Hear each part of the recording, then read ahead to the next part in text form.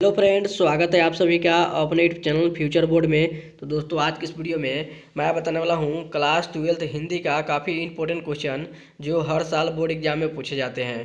तो इस वीडियो को शुरू से अंत तक देखिएगा।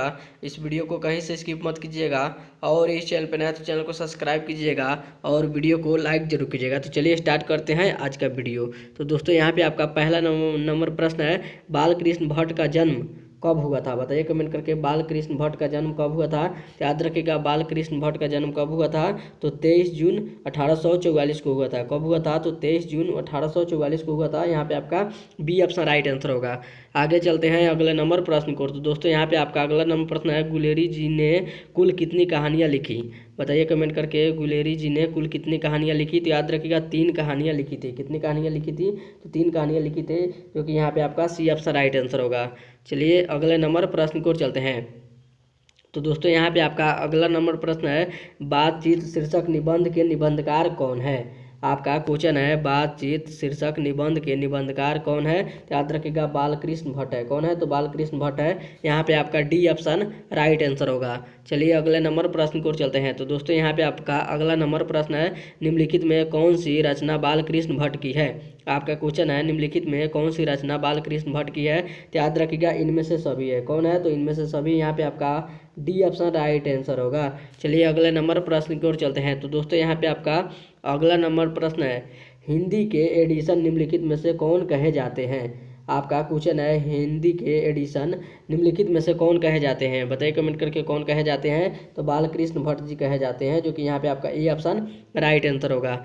चलिए अगले नंबर प्रश्न को चलते हैं। तो दोस्तों, यहाँ पे आपका अगला नंबर प्रश्न है, बातचीत के जरिए भाप बनकर क्या बाहर निकल जाता है? आपका क्वेश्चन है, बातचीत के जरिए भाप बनकर क्या बाहर निकल जाता है? बताइए कमेंट करके, क्या बाहर निकल जाता है? तो याद रखिएगा, मवाद या धुआं निकलता है। क्या निकलता है?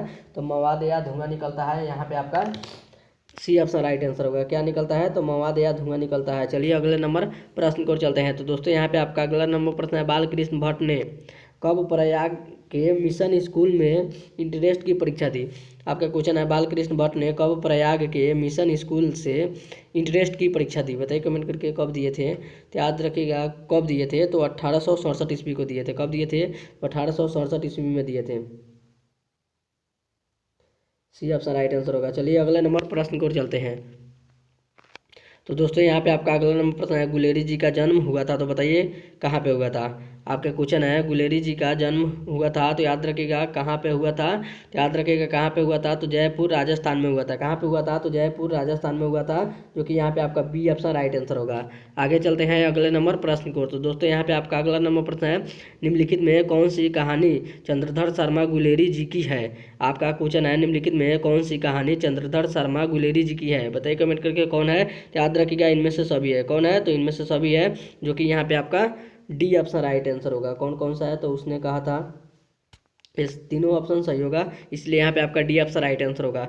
चलिए अगले नंबर प्रश्न को चलते हैं। तो दोस्तों, यहाँ पे आपका अगला नंबर प्रश्न है, उसने कहा था कहानी में किस युद्ध का उल्लेख है? आपका क्वेश्चन है, उसने कहा था कहानी में किस युद्ध का उल्लेख है? बताइए कमेंट करके, किस युद्ध का उल्लेख है? तो याद रखिएगा, प्रथम विश्व युद्ध का उल्लेख है। किसका उल्लेख है? तो प्रथम विश्व युद्ध का उल्लेख है। यहाँ पे आपका ये ऑप्शन राइट आंसर होगा। आगे चलते हैं अगले नंबर प्रश्न को। तो दोस्तों, यहाँ पे आपका अगला नंबर प्रश्न है, शिक्षा प्राप्ति के लिए अमेरिका कौन गए थे? बताइए कमेंट करके, शिक्षा प्राप्ति के लिए अमेरिका कौन गए थे? तो याद रखिएगा, कौन गए थे? तो जयप्रकाश नारायण जी ने गए थे। कौन गए थे? तो जयप्रकाश नारायण जी ने गए थे। यहाँ पे आपका सी ऑप्शन राइट आंसर होगा। आगे चलते हैं अगले नंबर प्रश्न को। तो दोस्तों, यहाँ पे आपका अगला नंबर प्रश्न है, लाहना सिंह के मामा कहाँ के रहने वाले थे? आपका क्वेश्चन है, लाहना सिंह के मामा कहाँ के रहने वाले थे? बताइए कमेंट करके, कहाँ के रहने वाले थे? तो याद रखिएगा, अमृतसर के रहने वाले थे। कहाँ के रहने वाले थे? तो अमृतसर के रहने वाले थे। यहाँ पे आपका बी ऑप्शन राइट आंसर होगा। आगे चलते हैं अगले नंबर प्रश्न को। तो दोस्तों, यहाँ पे आपका अगला नंबर प्रश्न है, लाहना सिंह किस देश की ओर से युद्ध कर रहा था? आपका क्वेश्चन है, लाहना सिंह किस देश की ओर से युद्ध कर रहा था? बताइए कमेंट करके, किस देश की ओर से युद्ध कर रहा था? तो याद रखिएगा, इंग्लैंड की ओर से युद्ध कर रहा था, जो कि यहाँ पे आपका ए ऑप्शन राइट आंसर होगा। चलिए अगले नंबर प्रश्न को चलते हैं। तो दोस्तों, यहाँ पे आपका अगला नंबर प्रश्न है, सूबेदारनी किस कहानी की पात्र है? आपका क्वेश्चन है सूबेदारनी किस कहानी की पात्र है, तो याद रखिएगा किस कहानी की पात्र है, तो उसने कहा था कहानी की पात्र है। यहाँ पे आपका ए ऑप्शन राइट आंसर होगा। आगे चलते हैं अगले नंबर प्रश्न को। तो दोस्तों यहाँ पे आपका अगला नंबर प्रश्न है दलहीन लोकतंत्र किसके मूल उद्देश्यों में है। आपका क्वेश्चन है दलहीन लोकतंत्र किसके मूल उद्देश्य में है, बताइए कमेंट करके किसके उद्देश्य में है। याद रखिएगा मार्क्सवाद या लेनिनवाद के उद्देश्यों में है, जो कि यहाँ पे आपका बी ऑप्शन राइट आंसर होगा। क्या होगा, तो मार्क्सवाद तथा लेनिनवाद के उद्देश्यों में है। चलिए अगले नंबर प्रश्न को चलते हैं। तो दोस्तों यहाँ पे आपका अगला नंबर प्रश्न है जयप्रकाश नारायण की रचना का नाम क्या है। आपका क्वेश्चन है जयप्रकाश नारायण की रचना का नाम क्या है, बताइए कमेंट करके नाम क्या है। तो याद रखिएगा संपूर्ण क्रांति है। क्या है, तो संपूर्ण क्रांति है। आगे चलते हैं अगले नंबर प्रश्न को। तो दोस्तों यहाँ पे आपका अगला नंबर प्रश्न है बिहार में हिंदी की वर्तमान स्थिति विषय पर लेख के लिए किसने सरोज पुरस्कार प्राप्त किया, बताइए कमेंट करके किसने सरोज पुरस्कार प्राप्त किया। तो याद रखिएगा किसने किया था, तो जयप्रकाश नारायण जी ने किया था। किसने किया था, तो जयप्रकाश नारायण जी ने किया था। यहाँ पे आपका डी ऑप्शन राइट आंसर होगा। चलिए अगले नंबर प्रश्न की ओर चलते हैं। तो दोस्तों यहाँ पे आपका अगला नंबर प्रश्न है संपूर्ण क्रांति क्या है, बताइए कमेंट करके संपूर्ण क्रांति क्या है। तो याद रखिएगा भाषण है। क्या है, तो भाषण है। संपूर्ण क्रांति क्या है, तो भाषण है। चलिए अगले नंबर प्रश्न की ओर चलते हैं।